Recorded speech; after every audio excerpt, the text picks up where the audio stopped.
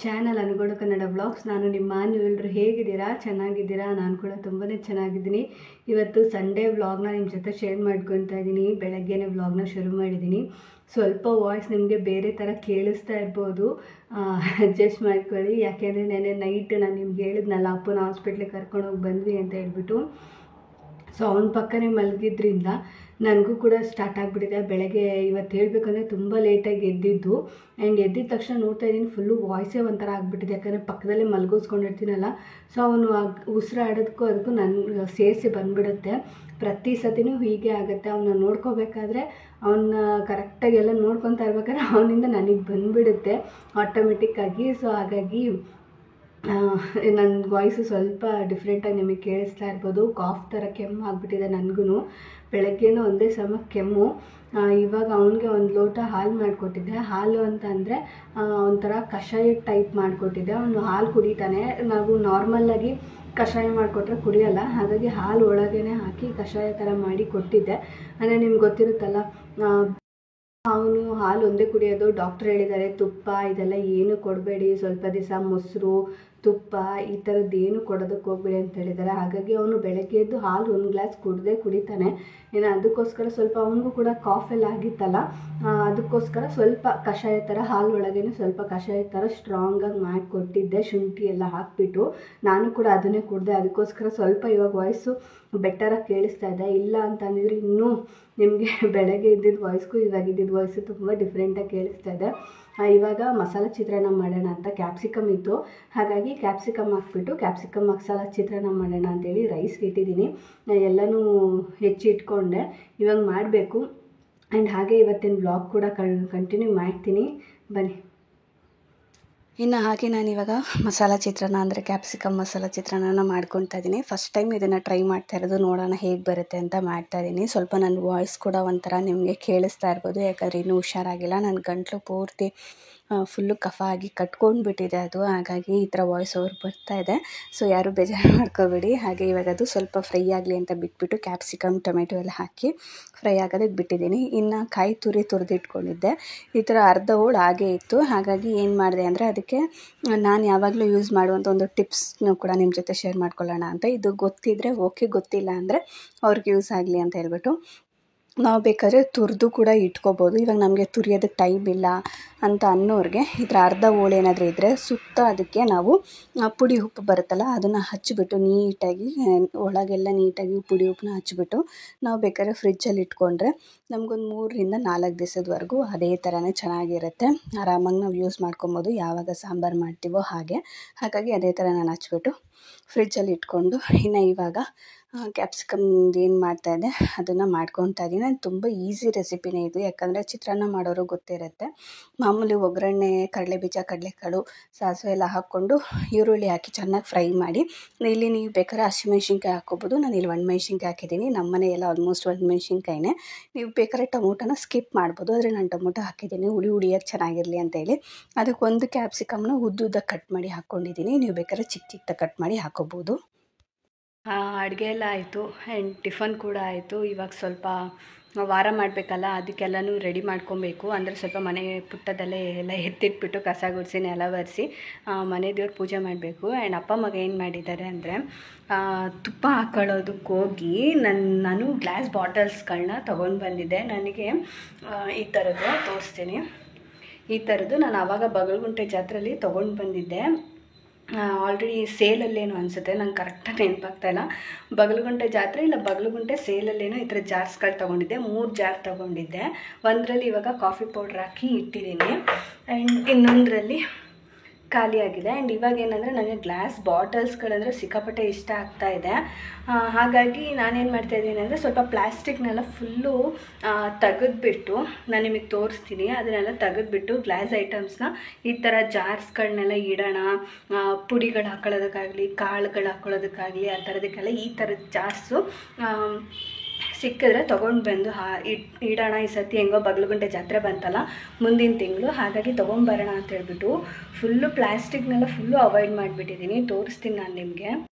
ಈ ಒಂದು ಸ್ಟೆಪ್ಸ್ದು ವುಡನ್ದು ಏನಿದೆ ಅದನ್ನು ನಾನು ಈ ಸೈಡ್ ಹಾಕಿದ್ದೆ, ಅಂದರೆ ತಟ್ಟೆ ಸ್ಟ್ಯಾಂಡ್ ಇಟ್ಟಿದ್ದೀವಲ್ಲ ಈ ಸೈಡು, ಇವಾಗ ಈ ಸೈಡ್ ಇಟ್ಕೊಂಡಿದ್ದೀನಿ ಅಲ್ಲಿ ತಟ್ಟೆ ಸ್ಟ್ಯಾಂಡ್ ಇರೋದ್ರಿಂದ. ಹಾಗಾಗಿ ಕಂಪ್ಲೀಟಾಗಿ ನಾನು ಪ್ಲಾಸ್ಟಿಕ್ದೇನಿದೆ ಈ ಥರ ಬಾಕ್ಸಸ್ಗಳು ಇದನ್ನೆಲ್ಲ ತೆಗೆದ್ಬಿಟ್ಟು ಈ ಥರ ಗ್ಲಾಸ್ ಜಾರ್ಸ್ಗಳನ್ನ ತೊಗೊಂಡು ಬರೋಣ ಅಂತ ಅಂದ್ಕೊಂಡಿದ್ದು. ಈ ಥರ 3 ಇತ್ತು, ಈ ಥರ 2 ತೊಗೊಂಡು ಬಂದಿದ್ದೆ. ಆ್ಯಂಡ್ ಈ ಒಂದು ಕೆಳಗೆ ರೋನಲ್ಲಿ ಫುಲ್ಲು ಸೆರಾಮಿಕ್ ಜಾರ್ಸ್ಗಳನ್ನ ಇಟ್ಟಿದ್ದೀನಿ. ಇದು ಮೊನ್ನೆ ನಾನು ಹೊಸ್ದಾಗಿ ತೊಗೊಂಡು ಬಂದಿದ್ದು ಉಪ್ಪಿಡೋದಕ್ಕೆ ಅಂತ ಹೇಳ್ಬಿಟ್ಟು ದೊಡ್ಡದು. ಇದರಲ್ಲಿ ಹುಣಸೆಹಣ್ಣು, ಪುಡಿ ಉಪ್ಪು, ಸಕ್ಕರೆ ಈ ಥರದನ್ನೆಲ್ಲ ಇಟ್ಕೊಂಡಿದ್ದೀನಿ. ಸೊ ಈ ಥರದ್ದು 3 ಇತ್ತಲ್ಲ, ಒಂದರಲ್ಲಿ ಖಾಲಿ ಇದೆ, ಇನ್ನೊಂದರಲ್ಲಿ ಕಾಫಿ ಪೌಡ್ರು, ಇನ್ನೊಂದರಲ್ಲಿ ತುಪ್ಪ ಹಾಕಿ ಇಟ್ಟಿದ್ದೆ. ಆಯಿತಾ, ತುಪ್ಪ ಹಾಕಿ ಇಟ್ಟಿದ್ದು ನಾನು ತುಪ್ಪ ಹಾಕೊಳ್ಳೋದಕ್ಕೆ ಹೋಗಿ ಒಡೆದು ಚೂರು ಮಾಡಿದೆ. ಕ್ಯಾಪ್ ಏನು ಮಾಡಿದ್ದಾರೆ ಅಂದರೆ ಕೆಳಗಿಂದ ಇಟ್ಕೊಂಡಿಲ್ಲ, ಈ ಕ್ಯಾಪ್ನ ಹಿಂಗೆ ಎತ್ತಕ್ಕೆ ಹೋಗಿದ್ದಾರೆ, ಅದು ಪಟ್ ಅಂತ ಮುರಿದೋಗ್ಬಿಟ್ಟಿದೆ. ಸ್ವಲ್ಪ ಮಾತ್ರನೇ ತುಪ್ಪ ಇದ್ದಿದ್ದು ಅಂತ ಹೇಳ್ಬಿಟ್ಟು ಇದಕ್ಕೆ ಹಾಕಿ ಇಟ್ಟಿದ್ದೆ.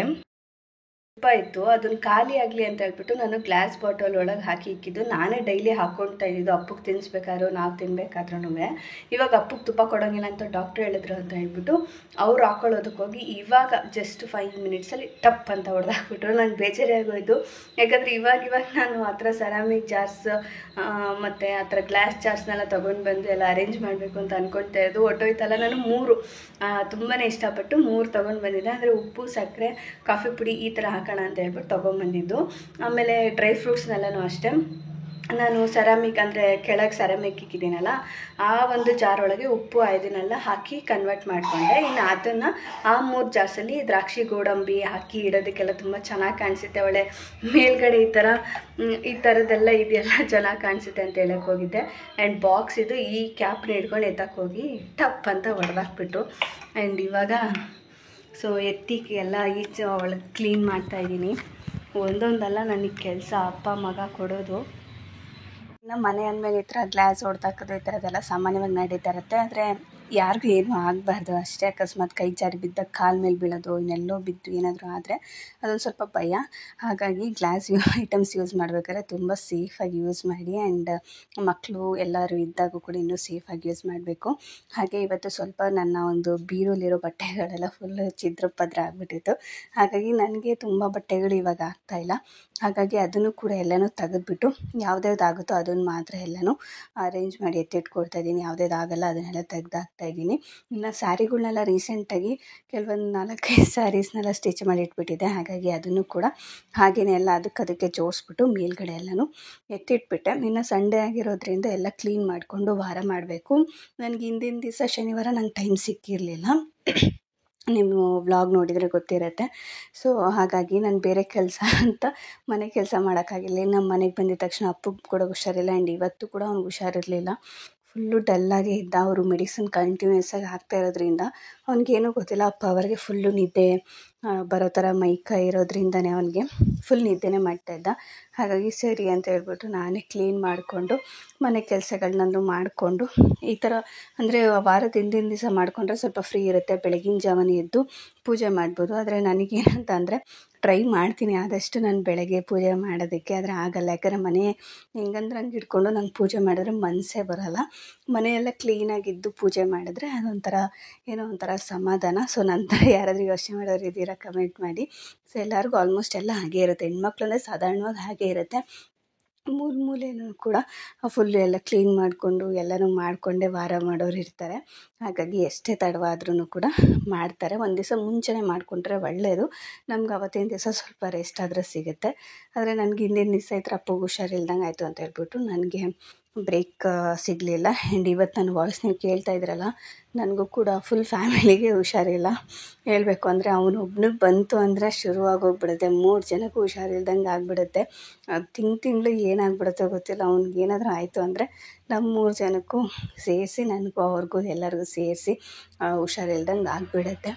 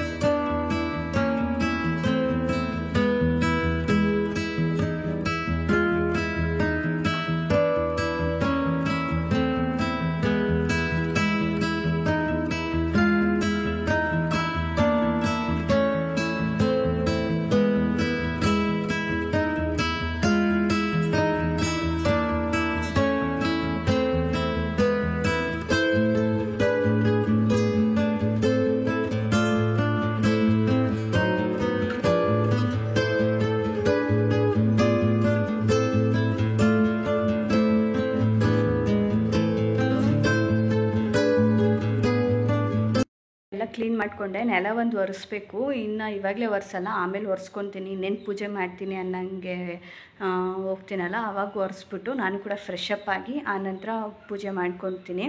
ಹೇಗೋ ಸಂಜೆನೇ ಪೂಜೆ ಮಾಡೋದು. ಹೇಳಬೇಕು ಅಂದರೆ ನೆನ್ನೆನೇ ಎಲ್ಲ ಕ್ಲೀನ್ ಮಾಡ್ಕೊಬೇಕು ಅಂತ ಐಡಿಯಾ ಹಾಕ್ಕೊಂಡಿದ್ದೆ, ಆದರೆ ನಿನ್ನೆ ಶನಿವಾರ ಆಗಲಿಲ್ಲ. ನಾನು ವ್ಲಾಗ್ ಅಪ್ಲೋಡ್ ಮಾಡ್ತೀನಿ, ಇವಾಗ ಅದನ್ನು ಎಡಿಟ್ ಮಾಡ್ತಾಯಿದ್ದೆ, ಅಪ್ಲೋಡ್ ಮಾಡಿದ್ದೀನಿ. ಆಗಲಿಲ್ಲ, ಅಪ್ಪಗೆ ಸಡನ್ನಾಗಿ ಹುಷಾರಿಲ್ದಂಗೆ ಆಯಿತು, ಅಲ್ಲಿಗೆಲ್ಲ ಹೋಗಿದ್ವಿ. ಸೊ ಏನು ಕ್ಲೀನ್ ಮಾಡ್ಕೊಳಕ್ಕಾಗಲಿಲ್ಲ. ಸೊ ಸಂಜೆನೇ ಇನ್ನು ವಾರ ಮಾಡೋ ಥರ ಆಗೋಯ್ತು. ಇನ್ನೇನು ನಾನ್ ವೆಜ್ ಏನೂ ಮಾಡಿರಲಿಲ್ಲ, ಹಾಗಾಗಿ ಆರಾಮಾಗಿ ಸಂಜೆನೇ ಪೂಜೆ ಮಾಡ್ಕೊಳ್ಳೋಣ ಅಂತೇಳಿ ಅಂದ್ಕೊಂಡೆ. ಹೇಗೋ ಎಲ್ಲನೂ ಕ್ಲೀನ್ ಮಾಡಿಕೊಂಡೆ. ಸೊ ಕಸ ಎಲ್ಲ ಗುಡಿಸಿದ್ದೀನಿ, ನೆಲ ಒಂದು ಒರೆಸ್ಬೇಕು, ಅದು ಆಮೇಲೆ ಒರೆಸ್ಕೊತೀನಿ. ಶಾಪ್ ಓಪನ್ ಮಾಡಬೇಕು, ಒಂದಿಬ್ಬರು ಐಬ್ರೋಗೆ ಬರ್ತೀನಿ ಅಂತ ಹೇಳಿದ್ದಾರೆ. ಹಾಗೆ ನನ್ನ ಫ್ರೆಂಡ್ ಕೂಡ ಬರ್ತೀನಿ ಅಂತ ಹೇಳಿದ್ದಾರೆ. ಸತಿ ಬಂದಿದ್ದರು, ಅವತ್ತು ನಾನು ವೀಡಿಯೋ ಮಾಡ್ಕೊಳ್ಳೋದಕ್ಕಾಗಿರಲಿಲ್ಲ. ಹಾಗಾಗಿ ಈ ಸತಿ ಬಂದಾಗ ವೀಡಿಯೋ ಮಾಡ್ಕೊತೀನಿ. ಏನಕ್ಕೆ ಯಾಕೆ ವೀಡಿಯೋ ಮಾಡ್ಕೋಬೇಕು ಅಂತ ಅಂದ್ಕೊತಾ ಇದ್ದೀನಿ ಅಂದರೆ ಅದಕ್ಕೊಂದು ಕಾರಣ ಇದೆ, ಅದು ನಾನು ಹೇಳ್ತೀನಿ ಏನು ಅಂತ ಹೇಳ್ಬಿಟ್ಟು. ಅವರು ಯಾರು ಏನು ಎತ್ತ ಅಂತೆಲ್ಲ ತಿಳಿಸ್ಕೊಡ್ತೀನಿ. ಹಾಗೆ ಕಂಟಿನ್ಯೂ ಮಾಡ್ತೀನಿ, ಬನ್ನಿ. ಇನ್ನು ಮನೆಯೆಲ್ಲ ಕ್ಲೀನ್ ಆದಮೇಲೆ ಮಧ್ಯಾಹ್ನ ಮೇಲೆ ಶಾಪ್ ಕೂಡ ಓಪನ್ ಮಾಡಿದ್ದೆ. ನನ್ನ ಫ್ರೆಂಡ್ ಇವರು, ಪಿ ಯು ಫ್ರೆಂಡು. ನಾನು ಪಿ ಯುನಲ್ಲಿ ಓದಬೇಕಾದ್ರೆ ಫ್ರೆಂಡ್ ಇವರು ಅಪರ್ಣ ಅಂತ ಹೇಳ್ಬಿಟ್ಟು ಒಂದು ದಿವಸ ಮನೆಗೆ ಬಂದಿದ್ದರು. ಅವತ್ತು ನಂಗೆ ವೀಡಿಯೋ ಮಾಡ್ಕೊಳ್ಳೋದಕ್ಕಾಗಿರಲಿಲ್ಲ. ಆ್ಯಂಡ್ ಇವತ್ತು ಮಾಡಿಕೊಂಡೆ, ಅವ್ರನ್ನ ಪರ್ಮಿಷನ್ ಕೇಳಿಬಿಟ್ಟೆ ಮಾಡ್ಕೊಂಡು ಅದಕ್ಕೇನು ಅಂತ ಹೇಳ್ಬಿಟ್ಟು. ಅವರೊಂದು ಮದುವೆ ಇತ್ತು ನಮ್ಮ ಕಾಲೇಜ್ ಗ್ರೂಪಲ್ಲೇ, ಹಾಗಾಗಿ ಅವ್ರಿಗೆ ರೆಂಟ್ಗೆ ಅಂತ ಹೇಳ್ಬಿಟ್ಟು ಮದುವೆಗೆ ಹೋಗೋದಕ್ಕೆ ಹಾಕೊಂಡು ಹೋಗೋದಕ್ಕೆ ಅಂತ ಹೇಳ್ಬಿಟ್ಟು ರೆಂಟ್ ಜ್ಯುವೆಲ್ರಿನ ತೊಗೊಳೋದಕ್ಕೆ ಬಂದಿದ್ದರು.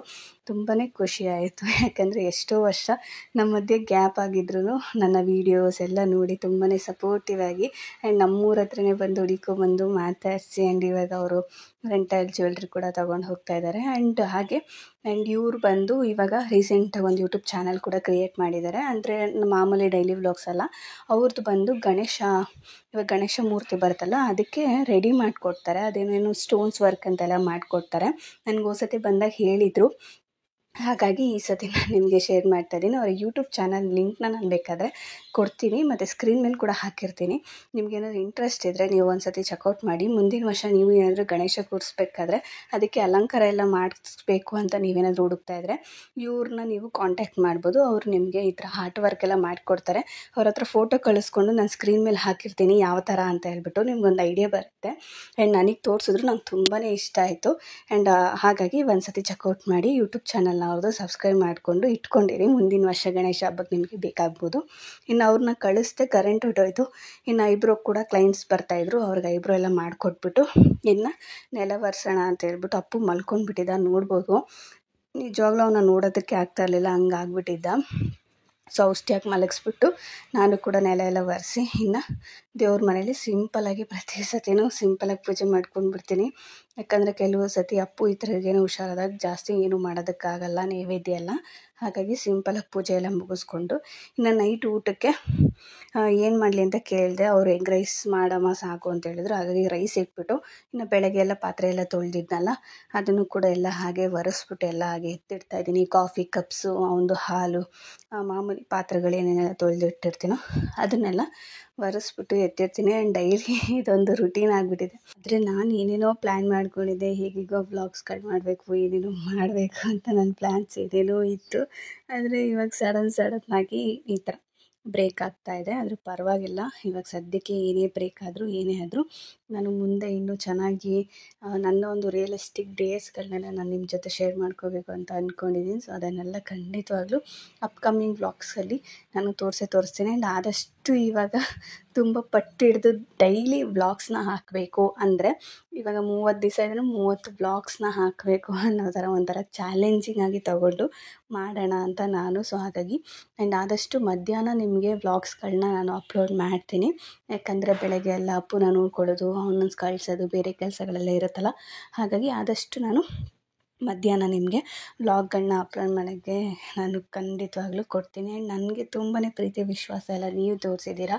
ಹಾಗಾಗಿ ಆ ಕೃತಜ್ಞತೆ ಅನ್ನೋದು ನನ್ನ ಮನಸ್ಸಲ್ಲಿರುತ್ತೆ, ಅದಂತೂ ಖಂಡಿತವಾಗ್ಲೂ ನಿಜವೇ. ಇನ್ನು ಅಪ್ಪುಗೆ ಸರಿ ಮಾಡ್ತಾಯಿದ್ದೀನಿ ಸ್ವಲ್ಪ, ಯಾಕಂದರೆ ಅವ್ನು ರೈಸ್ ಏನು ತಿನ್ನೋದು ಬೇಡ ಅಂತ ಹೇಳ್ಬಿಟ್ಟು ನೈಟಿಗೆ ಸ್ವಲ್ಪ ಗಟ್ಟಿಯಾಗಿ ಸರಿ ಮಾಡ್ತಾಯಿದ್ದೀನಿ. ಆ್ಯಂಡ್ ಮಾಡಬೇಕಾದ್ರೆ ಗಮ್ ಅಂತ ಬರುತ್ತೆ, ಅದು ಕರೆಕ್ಟಾಗಿ ಬೆಂದಿದೆಯಾ ಅಂತ ಗಮ್ ಅಂತ ವಾಸನೆ ಬರುತ್ತೆ, ಆವಾಗ ಆಫ್ ಮಾಡಿಕೊಂಡ್ರೆ ಸಾಕು. ಆ್ಯಂಡ್ ಇವಾಗ ಕಂಪ್ಲೀಟಾಗಿ ಕಿಚನ್ನ ತೋರಿಸ್ತಾ ಇದ್ದೀನಿ. ಯಾವ ಥರ ಪಾತ್ರೆ ಎಲ್ಲ ಒರೆಸಿ ಎಲ್ಲ ಜೋಡಿಸಿದ್ಮೇಲೆ ಎಷ್ಟು ಚೆನ್ನಾಗಿ ಕಾಣಿಸ್ತದೆ ಕಿಚನ್ ಅಂತ. ಹೆಣ್ಮಕ್ಳಿಗೆ ಅಡುಗೆ ಮನೆಯೇ ಒಂಥರ ಖುಷಿ ಅಲ್ವಾ. ಅಡುಗೆ ಮನೇಲಿ ಇದ್ದಾಗ ಈ ಥರದ್ದೆಲ್ಲ ನೋಡಿದಾಗ. ಇನ್ನು ಅಪ್ಪು ಮಲಗಿದ್ದ, ಹಾಗಾಗಿ ಅವನ್ನ ಎಬ್ಬಿಸ್ಬಿಟ್ಟು ಸ್ವಲ್ಪ ತಿನ್ನಿಸೋಣ ಅಂತ. ಅವನಂತೂ ನೈಟು ಫುಲ್ಲು ಗಾಬರಿ ಆಗಿಬಿಟ್ಟಿದೆ. ಯಾಕಂದರೆ ತಿನ್ನಲೇ ಇಲ್ಲ ಅವನು. ಫುಲ್ಲು ವಾಮಿಟ್ ಮಾಡ್ಕೊತಾ ಇದ್ದ. ಹೇಗೋ ಸಮಾಧಾನ ಮಾಡಿ ಮಾತಾಡ್ಸ್ಕೊಂಡು ಒಂಚೂರು ತಿನ್ನಿಸ್ದೆ. ಆಮೇಲೆ ಫುಲ್ಲು ಒಂಥರ ಕಫ ಇತ್ತೇನೋ ಗಂಟಲಲ್ಲಿ. ಸೊ ಹಾಗಾಗಿ ವಾಮಿಟ್ ಮಾಡಿಬಿಟ್ಟ. ಸರಿ ಆಯಿತು. ಫೋರ್ಸ್ ಮಾಡಿದ್ರು ಇನ್ನೂ ಜಾಸ್ತಿ ಏನು ಮಾಡ್ತಾನೆ ಅಂದರೆ ಹೊಟ್ಟೆಯಿಂದ ತೆಗೆದುಬಿಡ್ತಾನೆ. ಇವಾಗ ಅರ್ಧ ಸರಿ ತಿಂದಿದ್ದಾನೆ ಅಂದರೆ ಇನ್ನು ಫೋರ್ಸ್ ಮಾಡಿ ಇನ್ನು ಅರ್ಧ ತೆಗೆದುಬಿಡ್ತಾನೆ ಹೊಟ್ಟೆಯಿಂದ. ಮಕ್ಕಳೇ ಹಾಗೆ ಅಲ್ವ, ಹುಷಾರಿಲ್ದಿರೋ ಟೈಮಲ್ಲಿ ಅವ್ರನ್ನ ಇದನ್ನು ಮಾಡೋದು ತುಂಬಾ ಕಷ್ಟ. ಹಾಗಾಗಿ ಅವ್ನಿಗೆ ಏನೇ ಸಮಾಧಾನ ಮಾಡಿ ಏನೇ ಮಾಡಿದ್ರು ಆ್ಯಂಡ್ ವಾಮಿಟ್ ಆಗ್ತಾಯಿದ್ರು ತಿನ್ನಿಸ್ತಾ ಇದ್ದೆ. ಆದ್ರೂ ಆಮೇಲೆ ಹಣ್ಣು ಕೇಳ್ದ ಅಂತ ಹೇಳ್ಬಿಟ್ಟು ಹಣ್ಣು ತಿನ್ನಿಸ್ದೆ. ಹೀಗೆ ಹೊಟ್ಟೆಯಿಂದ ಕೆಲವು ಸತಿ ತೆಗೆದುಬಿಡ್ತಾನೆ. ಅದೊಂದು ಭಯ ನಮಗೆ. ಯಾಕಂದರೆ ರಾತ್ರಿ ಹೆಂಗಪ್ಪ ಹಾಸ್ಪಿಟ್ಲಿಗೆ ಎತ್ಕೊಂಡು ಹೋಗೋದು, ಹೆಂಗಪ್ಪ ಏನಪ್ಪ ಇದು ಅಂತ. ಆ್ಯಂಡ್ ಇವಾಗೆಲ್ಲ ತುಂಬಾ ಹುಷಾರಾಗಿರಿ. ಯಾಕಂದರೆ ಮಕ್ಕಳಿಗೆ ಟೈಫಾಯ್ಡ್ ಜ್ವರ ಅದು ಇದು ಅಂತೆಲ್ಲ ಬರ್ತಾ ಇರೋದಕ್ಕೆ ಅವರು ತುಂಬಾ ನಿಧಾನವಾಗಿ ಸುಧಾರಿಸ್ಕೊತಾರೆ ಮನೇಲಿ ನಾವೇನೇ ಎಷ್ಟೇ ಇದನ್ನು ಮಾಡಿದ್ರು. ಆ್ಯಂಡ್ ಟೈಫಾಯ್ಡ್ ಜ್ವರ ಆದಮೇಲೆ ಏನಾಗುತ್ತೆ ಅಂದರೆ ಮನೇಲಿರೋರ್ಗೂ ಬರುತ್ತೆ. ಇವಾಗ ನಮಗೆ ಕೂಡ ಅದೇ ಬಂದಿದೆ. ಆ್ಯಂಡ್ ನನಗಂತೂ ವಾಯ್ಸ್ ಅಂದು ಒಂಥರ ನೋವ್ತಾ ಇದೆ. ಸಡನ್ನಾಗಿ ಗಂಟಲು ಹಿಡ್ಕೊಂಬಿಟ್ಟು ವಾಮಿಟ್ ಆಗೋ ಥರ. ಆ್ಯಂಡ್ ಇವಾಗ ವಾಯ್ಸ್ ಓವರ್ ಕೂಡ ಕೊಡೋಕ್ಕಾಗ್ತಾಯಿಲ್ಲ, ಅಷ್ಟೊಂದು ಒಂಥರ ಗಂಟಲೆಲ್ಲ ಪೇಯ್ನ್ ಆಗಿಬಿಟ್ಟಿದೆ. ಏನೇನೋ ಕಷಾಯ ಎಲ್ಲ ಮಾಡಿ ಕುಡಿತಾ ಇದ್ದೀನಿ, ಆದರೂ ಕಾಫು ಕಮ್ಮಿ ಆಗ್ತಾಯಿಲ್ಲ. ಇವಾಗ ಹಾಸ್ಪಿಟ್ಲಿಗೆ ಹೋಗಿ ಬಂದಮೇಲೆ ಸಿರಪ್ ಕೊಟ್ಟಿದ್ದಾರೆ, ಅದು ತೊಗೊಂಡಿದ್ದೀವಿ, ನೋಡೋಣ ಕಮ್ಮಿ ಆಗುತ್ತಾ ಅಂತ. ಆ್ಯಂಡ್ ನಾನು ಕೂಡ ನೈಟು ಎಗ್ ರೈಸ್ ಮಾಡಿ ಅದಕ್ಕೆ ಸೌತೆಕಾಯಿನ ಹಾಕ್ಕೊಂಡು ಸಿಂಪಲ್ಲಾಗಿ ಊಟ ಮಾಡಿ ಇನ್ನು ದೇವ್ರ ಹತ್ರ ಕೇಳ್ಕೊಳ್ಳೋದೇ ಒಂದು ಆರೋಗ್ಯ ಕೊಡಪ್ಪ, ಚೆನ್ನಾಗಿ ಇಟ್ಟಿರಪ್ಪ, ಎಲ್ಲರಿಗೂ ಒಳ್ಳೇದು ಮಾಡಪ್ಪ ಅಷ್ಟೇ. ಇನ್ನು ಹಾಗೆ ಇವತ್ತಿನ ಬ್ಲಾಗ್ನ ನಾನು ಇಲ್ಲೇ ಮುಗಿಸ್ತಾ ಇದ್ದೀನಿ. ಇಷ್ಟ ಆಗಿದೆ ಚಾನಲ್ ಸಬ್ಸ್ಕ್ರೈಬ್ ಮಾಡ್ಕೊಳ್ಳಿ. ಟೇಕ್ ಕೇರ್, ಬಾಯ್.